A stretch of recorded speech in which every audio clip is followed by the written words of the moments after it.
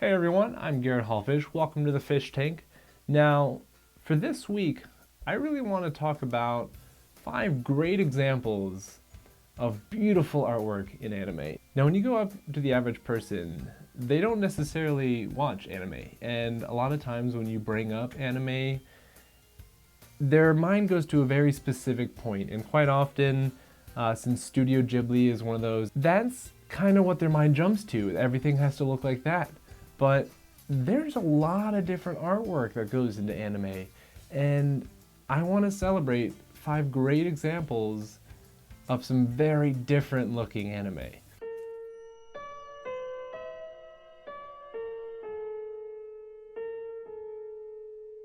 Starting right off the bat with Studio Ghibli, I really want to talk about one of their more recent works, The Tale of Princess Kaguya. That one is beautiful to look at. It's like a traditional watercolor brought to life. It's crazy, and the scenes where there's more action going on, it's breathtaking to see, and it really looks like someone painstakingly painted every single cell of that movie, and I love it. So basically, this bamboo cutter finds this miniature girl in a bamboo shoot, and she's like this itty bitty little girl, but she's like, not like a baby, but like she's this big. And she grows ridiculously fast, and this tale comes out of that. And that's just a really magical story that I think pretty much anyone enjoys.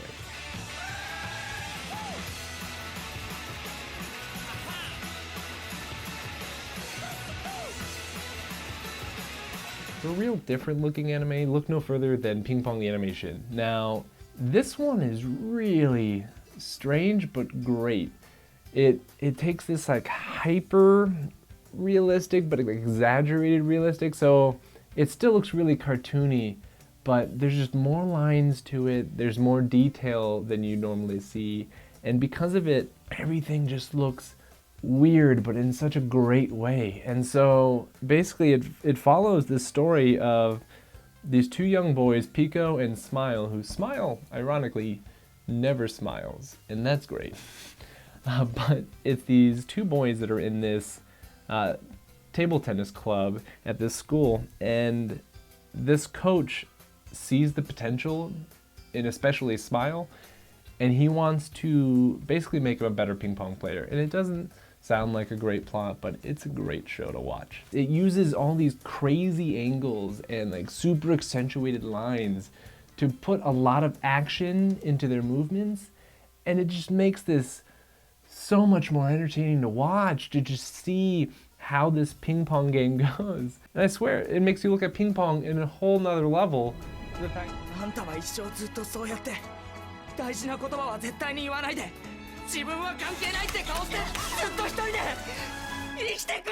One thing I love about some anime is that they like to go into extreme realism for the background, and I think one great showcase of that is with The Garden of Words. Now, basically, this is about a young shoemaker who, on a rainy day, walks through this national park, and he meets up with this 27-year-old woman, so a much older woman.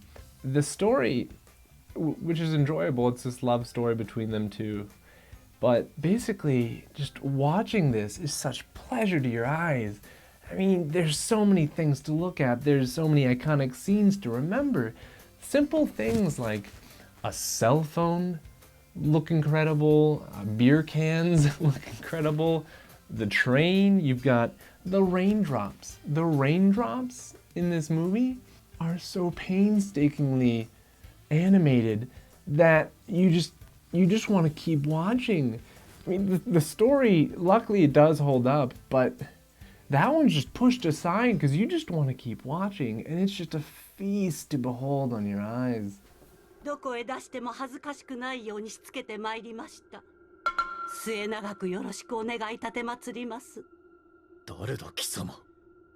Now for a real interesting one, we've got Mononoke. Now I'm not talking about Ghibli's Princess Mononoke, this is just Mononoke, and it's a series. Everything is made up of these patterns and these flat colors, but it's put on this like paper texture, so it makes the whole thing feel like it's this painting. And it's so cool. You've got crazy colors going back and forth. This is one that seems like it would be really hard to understand what you're looking at, but the way they do it, it's just easy.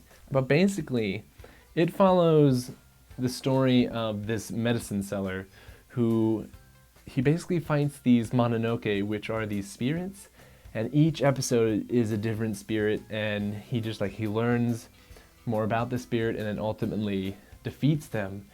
And every episode, because of that, takes slightly different design choices, and so each episode feels distinct from one another, and that's really interesting to see.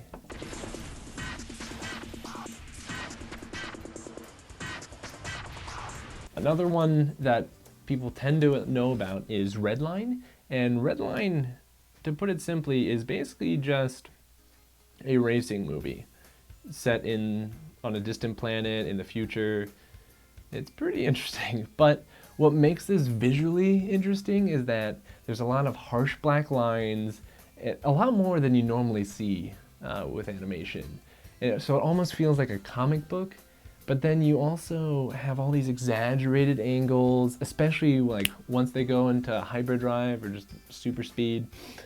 Everything just stretches out, and it's almost exhausting for your eyes to see, but it fits the setting so well. So everything seems super fast, and you want to keep watching in a way that you feel like it almost hurts to watch, but it hurts not to watch, and so you just absorb everything.